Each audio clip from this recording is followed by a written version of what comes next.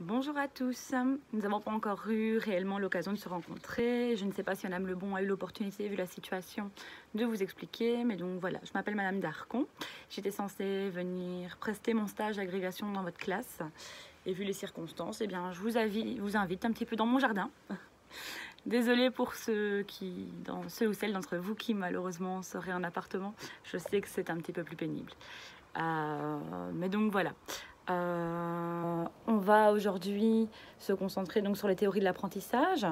Vous avez vu avec Madame Lebon le behaviorisme avec Pavlov et Skinner. Rappelez-vous Pavlov avec le petit chien. Conditionnement opérant. Et conditionnement comportementaliste avec Skinner. Alors, normalement vous avez reçu ce petit document. Je ne sais pas si vous voyez bien. Donc, qui était en fait une introduction. Un petit extrait que je vais vous lire. Je vous invite à prendre votre cours si vous ne l'avez pas reçu. Vous verrez que je n'ai pas eu de numéro de page sans savoir à quelle page vous étiez arrivé dans votre cours pour que vous puissiez les intégrer au plus facilement. D'accord? Donc pareil pour le numéro de chapitre, j'ai laissé en suspens exprès pour ne pas vous désorienter. Alors, comme adultes dans la société d'aujourd'hui, nous avons fait de solides apprentissages. Nous avons appris dans un système où la pédagogie était généralement celle de la transmission des connaissances et dont la méthodologie d'enseignement privilégiée était l'exposé magistral, pendant lequel les élèves devaient écouter silencieusement. La mémorisation était le mode d'apprentissage privilégié et la répétition à l'aide de nombreux exercices était la stratégie la plus utilisée. Donc pourquoi prendre des risques et modifier cette manière, cette façon de faire? Donc c'est un petit extrait d'un livre de Morissette qui nous remet un petit peu, je pense, tous en question vis-à-vis de l'éducation qu'on peut avoir des jeunes, des enfants, mais également parfois dans certaines situations où vous avez un public adulte. Voilà, on est toujours parti du principe que la personne qui était l'éducateur, le prof, l'animateur, en fonction du contexte, était la personne avec tous les savoirs qui transmettait. Et je pense que nombreux d'entre vous l'ont vécu comme moi, où c'était vraiment des cours magistraux, où on n'avait pas vraiment le choix. On suit, et si ça ne va pas, eh bien tant pis, on écoute dans son coin. Et donc, pourquoi changer? Donc c'est là que vous avez un petit encadré. Pourquoi changer, selon vous? Donc je vous invite peut-être à prendre le temps d'y réfléchir 2-3 minutes, quitte à mettre la vidéo en pause. Mais voilà, selon vous, pourquoi changer? Et est-ce qu'il faut changer? Ou est-ce que vous seriez plutôt d'optique de bien, ça a toujours fonctionné pendant des années, pourquoi est-ce que ça ne fonctionnerait plus à l'heure actuelle? Donc voilà, je vous laisse peut-être 2-3 minutes. Moi, je vais continuer, mais vous prenez vraiment le temps, 2-3 minutes, de réfléchir à la question. Je pense que voilà, c'est important. Alors, comme je disais, moi je vais continuer, je ne vais pas attendre. Pourquoi changer? Je vous donne quelques pistes de la direction que j'aurais voulu qu'on aboutisse ensemble. Donc, tout simplement parce que les jeunes, les enfants, la population est individualiste, d'accord? Donc, premier point, ils sont individualistes. Deuxième chose, l'informatique au service de l'apprentissage. Vous comme moi, quand on a été scolarisé dès notre plus jeune âge, on n'avait pas l'informatique comme il est présent actuellement. Donc l'informatique au service de l'apprentissage. Ça a une donne, ça change les choses. On a une autre source d'information, plus seulement les bouquins que je ne dis pas du tout qu'il faut négliger, loin de là.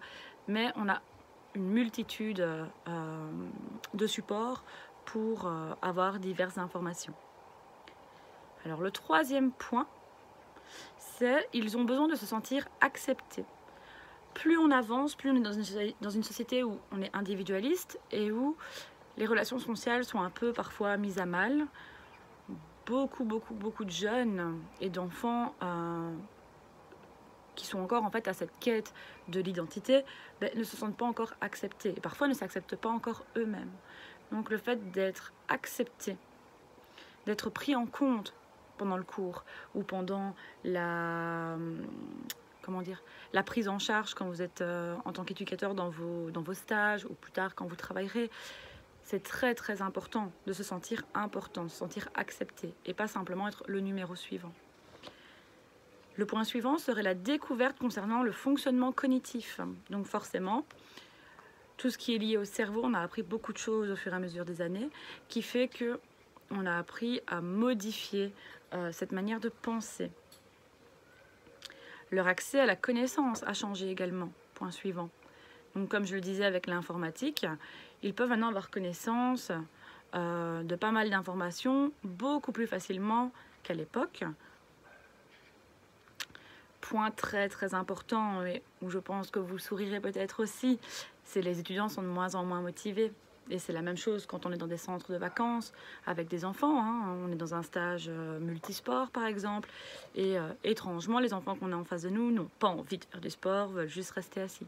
Donc on est dans une dynamique où de plus en plus la population, qu'on soit avec des enfants, des jeunes ou des adultes, sont de moins en moins motivés. Donc plus on va avoir affaire à quelque chose de magistral, où la personne est passive et écoute simplement l'intervenant, eh bien, moins elle va être motivée à entrer dans la tâche, tout simplement. Les sources de connaissances sont nombreuses, c'est le point suivant. Donc, de nouveau, oui, on a un accès qui s'est agrandi, qui s'est diversifié, mais on a également beaucoup plus de sources qui sont nombreuses. Donc, dans le sens où on a accès maintenant avec Internet, etc., à tout ce qui se passe ailleurs dans le monde, et donc on n'est plus seulement obligé de rester, comment dire, coltiner aux informations qu'on a autour de nous dans un périmètre assez proche. On peut profiter des recherches de l'un et de l'autre dans d'autres pays, etc. Et le dernier point que je voudrais mettre que j'aurais voulu en tout cas mettre en évidence avec vous, c'est le fait que les jeunes à l'heure actuelle ne savent plus se projeter dans l'avenir. Donc de plus en plus, vous demandez à un enfant qu'est-ce qu'il veut faire plus tard, eh bien il ne sait pas vous répondre. Ou alors il a énormément d'idées, mais n'est pas fixe, change très, très fréquemment d'idées. Donc se projeter dans l'avenir pour un jeune, ça devient très compliqué. Alors, on va commencer la première partie donc, avec le cognitivisme, qui suit donc le behaviorisme. Vous avez vu peut-être sur la première page que je vous avais fait un joli petit dessin comme ça, qui vous remet les étapes avec quelques noms de personnes connues pour le courant. Pas tous, c'est pas une liste exhaustive, loin de là, mais ça peut peut-être vous être un aide-mémoire, du moins je l'espère. Alors, page suivante, le cognitivisme. Alors, le cognitivisme ne part plus du principe qu'un comportement dépend d'une réponse, en fait. Donc, plus du tout comme dans le behaviorisme avec réponse-renforcement. Le fait qu'un stimulus va provoquer une réponse, donc un comportement qui va se renforcer ou non. Non, là, on part vraiment du principe que l'être humain peut inventer, créer et innover. Donc, s'il peut créer, etc., c'est qu'il ne suit pas un programme déjà existant, il ne suit pas une ligne conductrice, puisqu'il va faire preuve d'imagination. Donc, les cognitivistes, vous voyez surtout le cerveau comme un ordinateur. Vous prenez l'ordinateur au début que vous le recevez, dans la boîte, toute neuve. Il est vide. D'accord ? Il y a peut-être les programmes de base, mais de manière essentielle, il est vide. Et qu'est-ce que vous faites ? Vous mettez votre clé USB et vous le remplissez d'informations. Bien là, c'est le même principe. C'est le principe d'une tête vide qu'on remplit. Donc, c'est vraiment la pédagogie du cours magistral, comme on vient de parler juste avant. Donc, parmi les différents précurseurs du courant, celui qu'on va aborder un petit peu ensemble, c'est Albert Bandura. Alors, je ne sais pas si vous en avez déjà entendu parler. Vous verrez que j'aime bien, généralement, quand on parle d'un précurseur ou l'autre, vous faire une espèce de petite carte d'identité, comme ça, je trouve ça un petit peu plus sympa. Donc, Albert Bandura, je ne vous demande pas de retenir spécialement l'année de naissance, on s'entend, mais c'est pour vous resituer un petit peu, que vous puissiez voir que les courants se font dans des époques différentes aussi. Donc, il est né en 1925. C'est un psychologue canadien et professeur de psychologie à l'université de Stanford. Et donc, c'est le précurseur de la psychologie sociale. Donc ça, par exemple, précurseur de la psychologie sociale, je vous invite à le mettre en fluo, à le surligner ou souligner comme vous voulez, mais c'est une information importante. De même, il est connu donc pour sa théorie de l'apprentissage social. Vous pouvez le mettre en fluo aussi. Qui sera nommée par la suite théorie socio-cognitive. Donc c'est la même chose, d'accord ? C'est juste qu'on l'a renommée par la suite, parce qu'avec les apports qu'il a apportés, la théorie sociale existait déjà au précédent, mais n'avait pas la même dynamique, d'accord ? Et donc, dans la théorie sociale cognitive, qui est en relation avec le processus d'auto-efficacité que nous verrons après. Alors, ça fait beaucoup d'informations, je sais, mais pas de souci avec ça, on va voir ça de manière très simple avec des petites vidéos qui illustrent bien, que vous pourrez regarder à votre aise, que vous pourrez regarder plusieurs fois si c'est nécessaire, d'accord? Donc on va commencer, donc on a dit, c'est le précurseur de la psychologie sociale. Donc psychologie sociale, théorie de l'apprentissage social. Donc on commence avec ça. Je vous ai mis un lien vers YouTube qui est inscrit sur les feuilles, ici. Une vidéo de Bandura avec l'apprentissage de la violence. Alors c'est une reproduction, c'est-à-dire que ce n'est pas l'expérience de Bandura à la base. Lui, c'était vraiment la poupée Bobo, mais les images sont voilà, d'une qualité plus ancienne, étant donné que ça ne date pas d'hier. Et ce n'était pas en français. Donc pour simplifier, de toute façon, ce qui nous intéresse, c'est vraiment de comprendre le principe. Je vous ai mis une vidéo qui a été faite, en fait, en suivant le concept, d'accord, qui est beaucoup plus moderne et qui est en français. Alors, vous pouvez tout simplement entrer ce lien dans votre page internet. Vous mettrez cette vidéo sur pause, il n'y a pas de souci. Et regardez la petite vidéo qui dure 1 minute 57. Donc pas de souci, pas de panique. Ça prend pas beaucoup de temps. Et c'est relativement chouette. Franchement, faites-le. Ce sera beaucoup plus facile pour vous comprendre tout en fait ce qui concerne Bandura. Si vous ne regardez pas cette petite vidéo, ça va être très compliqué pour vous, je pense. Donc franchement, 1 minute 57, allez-y. Alors, je vous ai laissé un petit espace sur la feuille avec qu'avez-vous observé. Donc, vous notez ce que vous voulez. Il n'y a pas vraiment de bonne ou de mauvaise réponse. Mais à noter simplement en regardant votre vidéo ce que vous constatez. À la base, j'aurais souhaité ensuite faire un échange entre nous là-dessus pour voir si vous aviez observé des choses, remarqué plutôt observer d'office, mais remarquer des petites choses peut-être un peu différentes d'un individu à l'autre. Mais bon, voilà, on s'adapte. N'hésitez pas. De toute façon, les grosses lignes seront les mêmes pour tout le monde. Donc, je vous invite vraiment à regarder cette petite vidéo.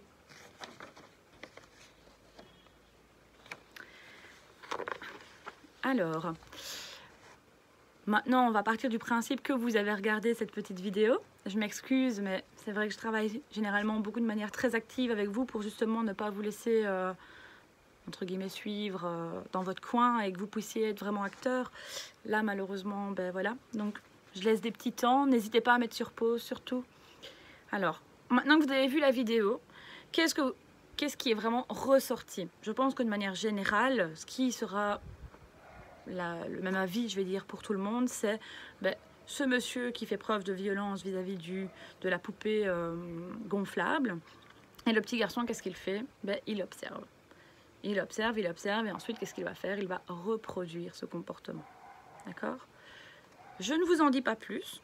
J'espère que vous avez peut-être remarqué certaines petites choses en plus, mais que je ne dis pas clairement, parce que de toute façon, ça va être mis dans la théorie. Et au moins, j'espère que ça fera peut-être un petit peu, comment dire, réfléchir certains d'entre nous en disant « Ah, mais oui, mais il y a un petit détail en plus. » Alors, d'un point de vue théorique, sur la page suivante, donc c'est la 3e page du dossier. Donc on a la théorie de l'apprentissage social, c'est ce qu'on vient de voir, repose sur 3 piliers conceptuels fondamentaux. Donc ça c'est beaucoup plus théorique. Les processus vicariants, les processus symboliques et les processus autorégulateurs. Alors je vous invite peut-être à prendre un fluo. Cette définition-là, c'est encadré, il faut vraiment la retenir. Mais en plus de ça, je vous invite peut-être à surligner, je ne sais pas moi, les processus vicariants en orange. Et ensuite, en dessous, vous avez la théorie qui s'y relate. Et peut-être remettre le titre en orange, puis symbolique, j'en sais rien, moi, en jaune.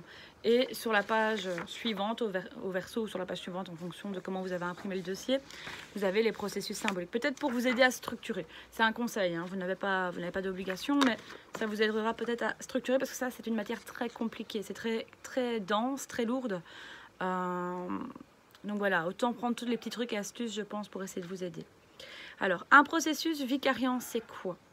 Donc, c'est simplement, on part du principe qu'en fait, la majorité des apprentissages sociaux, à l'heure actuelle, et même avant, se réalisaient sur une base vicariante. Une base vicariante, c'est quoi? Ça veut dire qu'on observe un comportement directement en face de nous, en temps réel. D'accord? Le comportement qui a été fait par qui? Par un autre. Ici, dans la vidéo, le petit garçon, il a observé Qui? Ce monsieur qui avait un comportement violent. Il l'a observé à l'instant, d'accord? Sur le moment même. Et il a observé quoi d'autre en même temps? Les conséquences de ce comportement. Donc, est-ce qu'il a été récompensé? Est-ce qu'il a été puni? Est-ce qu'il a été mis à l'écart? Etc. etc. D'accord? Donc, vraiment, les processus vicariants, la base vicariante, ça veut dire observer le comportement directement, dans un temps réel, concret, sur le moment, l'instant T. D'accord? Alors, on part du principe que l'apprentissage, donc par modelage social, il ne se limite pas à une simple observation et une simple imitation une fois qu'on le reproduit, ce comportement. Ça veut dire qu'à partir de quand le petit garçon a observé ce monsieur, il ne va pas juste simplement répéter, entre guillemets, je dis bien entre guillemets, d'accord, bêtement le comportement sans réfléchir, d'accord. Il aura extrait les règles sous-jacentes du comportement. Ça veut dire quoi? Ça veut dire qu'il aura vu, voilà, pourquoi est-ce qu'il fait ça comme ça, de telle manière qu'il le fait, et hop, qu'est-ce qui en déduit? Quelle est la conséquence? D'accord? Et il va construire des comportements qui sont proches du comportement qu'il a observé, mais avec peut-être des différences, une adaptation, etc., en fonction de la situation. D'accord? Donc par exemple, dans la version de la poupée Bobo, la vidéo de base officielle, la vidéo durait beaucoup plus de temps. Et donc ce qu'on constatait, c'était que le petit garçon, après avoir observé l'acte de violence sur la poupée, eh bien, il ne le reproduisait pas simplement sur la poupée, mais également dans d'autres contextes, sur d'autres jouets. Et donc on voit que cet enfant a pris les règles sous-jacentes du comportement, parce qu'il a vu qu'on agissait de telle manière vis-à-vis d'un objet, mais il ne l'a pas reproduit rien qu'avec une poupée. D'accord? Il l'a reproduit avec d'autres éléments. Alors, nous ne sommes pas des machines, d'accord? Même si c'est un peu la manière de percevoir dans ce courant du cognitivisme, donc vraiment tête pleine qui se remplit, bam, l'ordi vide avec la clé USB, qu'on remplit d'un coup. Malgré tout, on n'est pas des automates, on n'est pas des machines, et nous choisissons les modèles que nous avons envie d'imiter. Ça veut dire qu'on voit beaucoup de choses dans la vie de tous les jours. On ne reproduit pas pour autant tous les comportements. Donc on choisit ce qu'on souhaite reproduire, ce qu'on souhaite imiter. Pour ce faire, qu'est-ce qu'on fait? On l'observe avec beaucoup d'attention. Parce que si on l'observe juste comme ça, vite fait, on ne va pas savoir le reproduire. Donc on doit vraiment être attentif, faire preuve d'attention lors de l'observation. Ensuite, on va le mémoriser. Et nous allons évaluer si ça vaut la peine ou non d'imiter ce comportement. Parce que parfois, on va être attentif à un comportement et puis finalement, quand on va voir la conséquence, je pense au petit garçon qui joue au basket, par exemple, avec son équipe, et qui imite le copain qui prend toujours le ballon et qui joue tout seul, qui avance et qui ne fait pas de passe dans l'équipe, qui veut absolument aller marquer son panier de basket. Et donc, Lucas, le petit Lucas, on va dire, il observe Jérôme qui fait tout le temps ça. Et il a décidé que lui aussi, il a envie de prendre le ballon et de faire la même chose. À part qu'il va se pencher un petit peu sur le comment Jérôme s'y prend. Comment ça se fait qu'il arrive toujours à avoir le ballon jusqu'au bout? Et quelles sont les conséquences? Et puis il va se rendre compte qu'à chaque fois que Jérôme fait ça, Jérôme il est puni pendant 2 matchs, il est sur le banc, il ne peut plus jouer. Alors c'est bien beau, pendant un match, il a joué tout seul. Il ne s'est pas amusé, tout le monde a râlé. Personne n'a envie les autres de l'équipe n'ont pas envie d'être copains avec lui parce que c'est lourd. Et il se dit, Lucas, il se dit, en fait non. Moi aussi j'ai envie d'avoir le ballon tout le temps, mais j'ai pas envie d'avoir les autres copains qui ne m'aiment pas, j'ai pas envie d'être puni par l'entraîneur, etc. Donc, à partir de ce moment-là, Lucas, il ne va pas reproduire le comportement. Est-ce que c'est clair? J'espère. D'accord? Alors, la particularité de l'observation. Donc, on a fini ce qui était en gras, que je pense qui est vraiment très important. Donc, c'est vraiment la partie à surligner, d'accord? En plus du petit encadré. Donc, tout ce qu'on vient de lire ensemble, du processus vicariant. Et puis ici, c'est l'explication. Ça ne veut pas dire que ça ne compte pas, mais il faut vraiment que ce qui est ici en gras, vous sachiez vraiment le répéter, je veux dire comme ça. Et en dessous, vous pouvez l'expliquer avec vos mots. D'accord? Mais il faut vraiment... C'est la base, en fait. C'est ce qui va vous permettre, un petit peu comme quand on fait une map. Vous voyez ce que je veux dire? Avec un rond milieu, avec une thématique et des flèches qui partent dans tous les sens. Si on n'a pas l'élément central, on ne sait pas retrouver les petits éléments. Ici, c'est pareil. D'accord? Alors, la particularité de l'observation. C'est quoi? C'est qu'elle peut être influencée, et elle peut influencer les émotions, la pensée et le comportement d'un individu. D'accord? Donc l'observation le fait d'avoir vu dans la vidéo l'adulte frapper sur la poupée, l'enfant, eh bien tout simplement, cette observation va avoir une influence sur ses émotions et sa pensée, forcément, puisqu'il va peut-être le reproduire, d'accord? Mais il va avoir une influence si et seulement si le modèle remplit certaines conditions. Le modèle, je parle de la personne qui a illustré le comportement, donc ici l'adulte en l'occurrence. Alors, en effet, pourquoi? Parce que chacun d'entre nous, on a un répertoire de personnes que nous utilisons comme référence. Et ce, dès qu'on est enfant. Hein. Quand on est petit, on veut faire comme papa ou comme maman, ou comme le grand frère ou la grande sœur. Ensuite, on rentre à l'école, etc. On avance un peu plus et on veut ressembler à nos enseignants. Parce qu'on se dit, mais oui, mais madame, elle a toujours raison. Monsieur, il a toujours raison. D'accord? Nos collègues de travail, parce que quand on travaille, on a envie de s'intégrer dans l'équipe. Et donc, malgré tout, si notre collègue agit d'une certaine manière face à une situation dans un des centres, par exemple où vous travaillez, ou vous allez en stage en tout cas pour l'instant, et bien voilà, à chaque fois qu'il y a tel comportement, mon collègue, il agit de telle manière et ça fonctionne bien. Peut-être que je vais agir comme ça aussi. Nos amis, certains personnages publics qui nous inspirent, par exemple, je sais pas moi, des stars, des chanteurs, des acteurs, etc. D'accord? Donc on a tous des personnes à qui on se rattache et à qui on donne une importance. D'accord? Et c'est à partir du moment où la personne qui va avoir un comportement fait partie de ces personnes à qui on donne une importance qu'on va peut-être reproduire ce comportement. Par exemple, on constate que les filles ont tendance à être plus influencées par des modèles féminins. Et les garçons par des modèles masculins. Les enfants vont plus vite imiter un comportement fait par un copain de classe, un copain au club de vacances, etc. plutôt que d'être influencé par un adulte. Alors, on est donc toujours dans le fait d'observer, hein, d'accord? On dit tout simplement que observer, on observe sur quelque chose qui est concret en face de nous, qui est réel à un moment T, d'accord? Et qu'on ne va pas reproduire bêtement ce comportement, on va y réfléchir, savoir si ça vaut la peine, si ça nous intéresse, s'il y a un effet bénéfique pour nous, d'accord?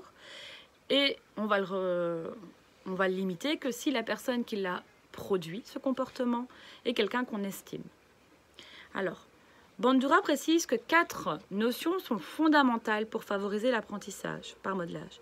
Donc on l'a dit, l'attention, la mémorisation, reproduction du comportement modelé, parce que si on ne le reproduit pas, on ne va pas aller bien loin, et la motivation.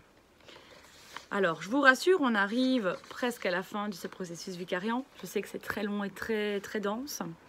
Alors, l'attention, forcément, vous lirez, hein, mais il est indispensable que l'attention de l'apprenant soit focalisée sur le modèle, parce que comme on l'a dit, si vous n'êtes pas attentif au modèle, à la personne qui est en train de faire ce comportement que vous avez envie peut-être de reproduire, vous ne saurez pas le reproduire. Donc, n'importe quelle distraction, que ce soit que vous soyez fatigué, hyperactif, malade, etc., va faire en sorte que vous ne pourrez pas apprendre ce comportement de manière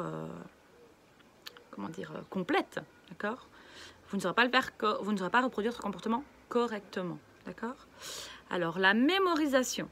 Forcément, la mémoire joue un rôle très important, puisque la personne qui est en train d'intégrer un nouveau comportement doit stocker dans sa mémoire ce nouveau comportement pour pouvoir le reproduire.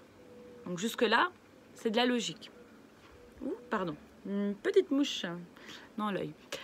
Donc je disais l'attention pour pouvoir être attentif au comportement, à observer pour le reproduire, le mémoriser, parce qu'il faut faire jouer sa mémoire pour l'entrer dans sa tête, et ensuite la reproduction du comportement modelé. Donc en plus de réaliser ce comportement, la personne doit être capable de reproduire symboliquement le comportement. Ça veut dire quoi? Par exemple, un enfant aura beau regarder pendant des heures jouer un joueur de tennis à la télé, c'est pas pour autant qu'il va réussir à reproduire ses mouvements. C'est pas parce que je regarde Federer à la télé que je suis devenue la nouvelle Federer, d'accord? Vous non plus, je pense. Donc il faut d'abord acquérir la capacité motrice de réaliser ces mouvements. Donc plus on va copier un mouvement simple de la vie de tous les jours, je vais dire, plus ça va être facile. Plus vous allez vouloir modeler quelque chose qui a de l'ampleur, plus ça va être compliqué. D'accord? Donc il intégrera le type de mouvement et d'action, mais il devra les répéter de nombreuses fois. Pour pouvoir jouer comme Federer, il faut déjà s'être entraîné pendant longtemps. D'accord? Avoir refait les mêmes gestes encore et encore.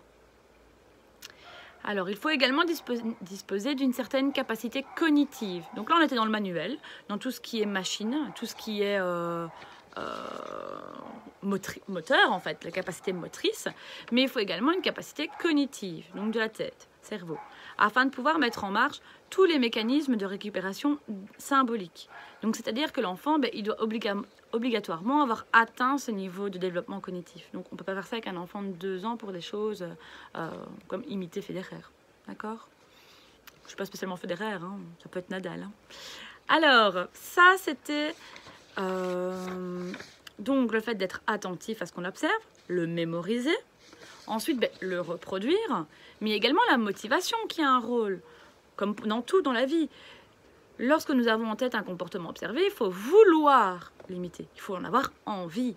Si on n'est pas motivé à le reproduire, on ne le fait pas, c'est tout. Donc nous pouvons avoir différentes motivations pour imiter un comportement, par exemple. Donc ça peut être le renforcement punition passé. Donc cela se base sur le comportementalisme traditionnel que vous avez vu avec Madame Lebon. Donc lorsque nous recevons en fait quelque chose de positif après avoir fait réaliser certains comportements. Ensuite, vous avez le renforcement punition promis. Donc, expectatif de ce que l'on souhaite obtenir, nous imaginons les conséquences, en fait. Ce qui va être engendré par ce comportement. Et ensuite, le renforcement punition vicaire. Donc, c'est ce que le modèle a observé et que nous avons observé. Donc, bien faire la différence entre la punition promise, donc on le sait à l'avance, c'est comme ça pour tout le monde, je veux dire comme ça, c'est ce qu'on souhaite obtenir. Et la punition vicaire, c'est ce que le modèle a obtenu. Donc, on a observé que en sautant de l'échelle à la hauteur du toit de la maison, si je saute de l'échelle à cette hauteur-là, tout ce qui va en déduire, c'est que je vais être à l'hôpital. Ah, les chiens de mes voisins s'active un petit peu. J'espère que vous m'entendez toujours. Alors, on est presque à la fin. Les processus symboliques. Il s'agit de l'utilisation de symboles pour se représenter le monde. Analyser ses expériences, communiquer, créer, anticiper et évaluer ses propres actions. Les conceptions peuvent ainsi être codées sous forme de scripts ou de règles structurales. Alors, les scripts, c'est quoi? Ça s'apparente à une reproduction robotisée d'une suite ordonnée de mouvements. Donc, c'est le fait que pour s'asseoir, il faut se baisser, plier les jambes, voilà. Toute une succession de mouvements du corps.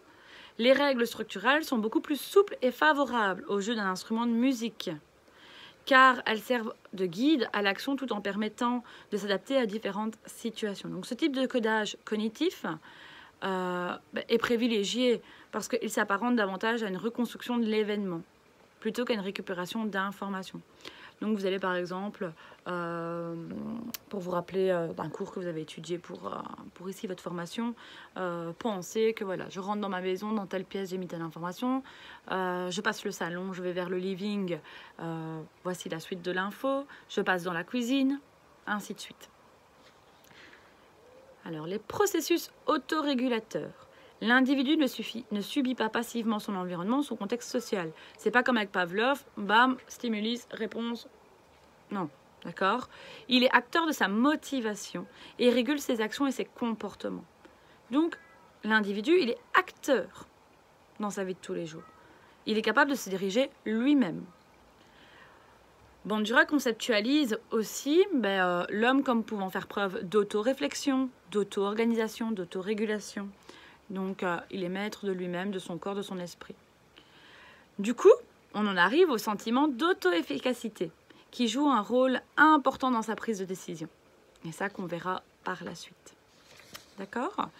Alors, j'espère que c'était pas trop dense, trop concentré. C'est vraiment la plus grosse partie, malheureusement, on doit passer par là. S'il y a quelque chose que vous n'avez pas compris, surtout, n'hésitez pas à me poser des questions dans le forum. Et je vais simplement vous demander un petit devoir pour la semaine prochaine. Ça prend pas longtemps. C'est la feuille suivante, justement sur le sentiment d'efficacité personnelle. D'accord? Bien entendu, c'est ma feuille avec... voilà. Alors, ça explique brièvement ce qu'est le sentiment d'efficacité personnelle dans le petit encadré que nous verrons ensemble.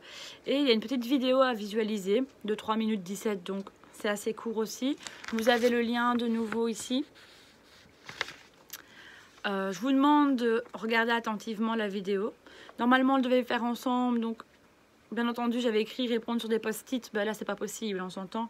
Bon, c'est pas très long, hein, donc il n'y a pas de problème. C'était juste pour gagner un peu de temps, mais notez directement sur la feuille au crayon, hein, s'il le faut, la réponse aux questions. Donc vous avez des questions. Qu'est-ce que le sentiment d'efficacité personnelle? On vous demande un exemple. Quelles sont les sources qui permettent de construire ce sentiment d'efficacité personnelle et quels sont les rôles de ces sources? Le sentiment d'efficacité personnelle joue un rôle important dans quel domaine? Et le concept de sentiment d'auto-efficacité personnelle s'inscrit dans quelle théorie? Donc vous regardez la petite vidéo, vous remplissez et je vous donnerai un petit correctif au cours prochain. Ça va? Bien écoutez, du coup je vous laisse là-dessus. J'espère que ça aura été clair. J'aurais préféré qu'on puisse se rencontrer de vive voix en présentiel. Mais voilà. Donc je vous souhaite à tous une bonne journée. Ce petit devoir est à rendre aujourd'hui sur le forum. Donc vous notez vos réponses sur le forum. Donc enlevez ce que je viens de dire avec le fait d'écrire sur la feuille, excusez-moi. J'ai pas pensé au fait que vous deviez prouver vos présences, en fait, comme Madame Lebon m'a prévenu. Ce qui vous permet, c'est pas pour vous embêter honnêtement, c'est pour qu'on ait quelque chose, enfin que Madame Lebon ait quelque chose à mettre en évidence au conseil de classe en fin d'année pour vous faciliter la tâche, étant donné les circonstances un petit peu compliquées, pour qu'on ne vous pénalise pas en tout cas, que ce soit vraiment à l'avantage de l'élève. Donc notez vos réponses dans le, comment dire, dans le forum et je vous donnerai un correctif. D'accord? Une bonne journée à tous. Au revoir.